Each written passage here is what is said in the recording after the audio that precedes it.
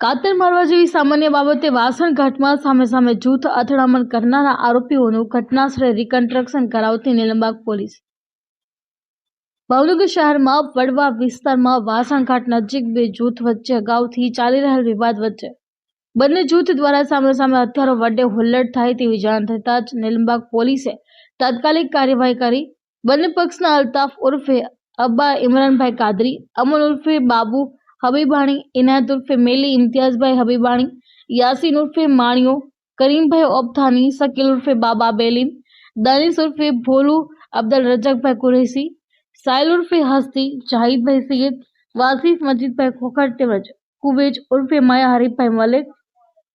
શહેજાદ નિશાદભાઈ કુરેશી સહિત અન્ય 6 અજાણ્યા ઇસમો વિરુદ્ધ ગુનો દાખલ કરી આરોપીઓને રાઉન્ડ અપ કરી આ ઘટિત ઘટના બનતા અટકાવી હતી અને ત્યારબાદ બંને જૂથ વિરુદ્ધ ગુનો દાખલ કરી બંને જૂથના લોકોની ધરપકડ કરી આજરોજ બંને જૂથના માણસોને ઘટનાસ્થળે લાવી કાયદાનું ભાન કરવામાં આવ્યું હતું। આરોપીઓને જોવા સ્થાનિક લોકોના ટોળે ટોળા એકત્રિત થયા હતા। અશ્વિન ગોહેલ, જે ન્યૂઝ, ભાવનગર।